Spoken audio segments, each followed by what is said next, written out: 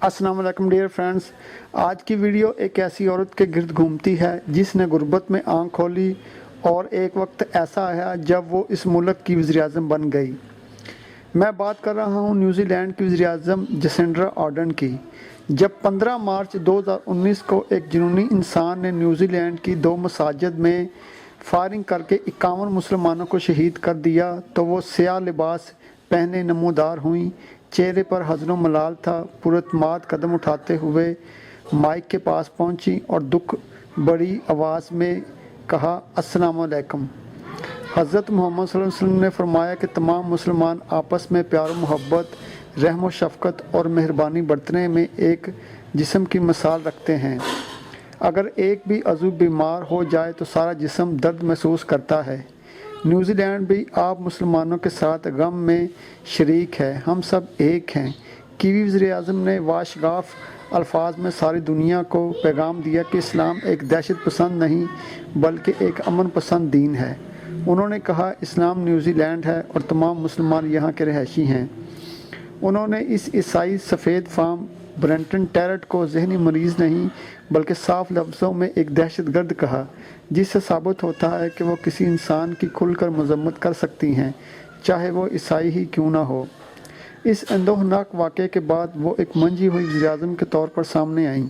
उन्होंने इस्लामी लिबास ज़ेबतन किया, सर पर हिजाब लिया और मुसलमानों के साथ इज़हार हमदर्दी की। इसके बाद वो मसाजिद और मातमी जगहों पर गईं और तिलावत कुरान को बड़े अदब के साथ सुनती रहीं। गुफ्तारो अमल से जसिंडा आर्डर्न फ्रांसीसी सदर एमानुएल मैक्रोन से बिल्कुल मुख्तलिफ नज़र आती हैं। मैक्रोन आज़ादी इज़हार के नारे लगाता हुआ पूरी इस्लामी दुनिया में ज़लील व रुसवा हो रहा है और जसिंडा आर्डर्न मुसलमानों के लिए हर दिल अजीज़ बन गई है। इसके बाद इसने मुसलमानों के दुखों का इस तरह ज़ाला किया कि न्यूजीलैंड में तमाम मसाजिद की सिक्योरिटी बढ़ा दी। फिर इसने ऐसे कवानीन बनाए जिनकी बना पर असला ख़रीदना अज़हद मुश्किल हो गया। बड़ी मशीन गनों की खरीदो फरोख्त ममनू करार पाई। इसके बाद वो जिस तकरीब में भी गई इसने कुरान और हदीस के हवाले दिए। इसने इस बात का ज़रा बराबर भी परवाह नहीं की कि अपोजिशन क्या कहेगी। इसने एक अच्छा इंसान होने के तमाम सबूत फराहम किए, जो कि बहुत बड़ी बात है।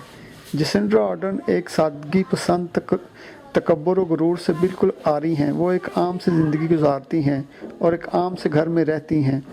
इनकी बेटी भी किसी महंगे स्कूल में नहीं पढ़ेगी बल्कि एक गवर्नमेंट स्कूल में तालीम हासिल करेगी। ये शायद दुनिया की वाहिद वज़ीर-ए-आज़म हैं जिनकी सिक्योरिटी के लिए सिक्योरिटी गार्ड्स नहीं हैं, क्योंकि इनको अवाम से कोई ख़तरा नहीं है। वो इनके साथ घुल मिल कर रहती हैं।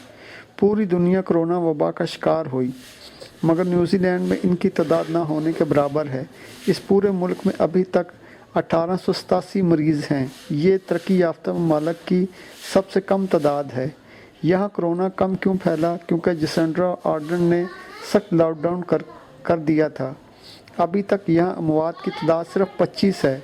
कोरोना पर काबू पाने की हिकमत अमली को बैनुल-अक़वामी सतह पर सराहा गया। जसिंडा आर्डर्न 2017 से वज़ीर-ए-आज़म न्यूजीलैंड हैं। अभी उन्होंने खुद को दुनिया का बेहतरीन लीडर साबित किया है। जसिंडा 1980 को हैमिल्टन शहर में पैदा हुई। इनके वालिद पुलिस के महकमे में थे, वालदा बावर्चन थी। वो मुख्तलिफ स्कूल्स में मुलाजमत करके खाने वगैरह बनाती थीं। जसिंडा का लड़कपन और जवानी एक कस्बे मोरन्स वेल में गुजरी। जब वो हाई स्कूल में थी तो उन्होंने फ़ास्ट फूड की एक दुकान पर मुलाजमत कर ली। वो अपने अखराजात के लिए अपने वालिदैन पर बोझ नहीं बनना चाहती थीं।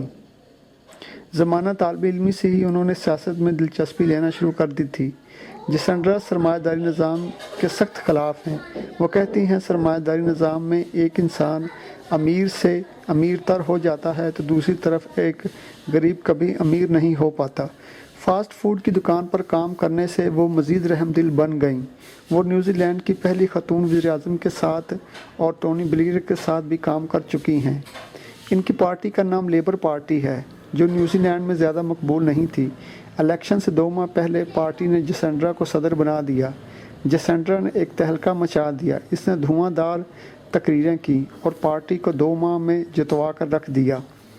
जसिंडा मुसलमानों की किस कदर हामी है, इस बात का अंदाज़ा इस मिसाल से लगाया जा सकता है کہ جسنڈرا نے 2016 میں ڈونلڈ ٹرمپ کے خلاف تحریک چلائی تھی، جس میں اس کا موقف تھا کہ فلسطین کو ایک الگ ریاست بنایا جائے۔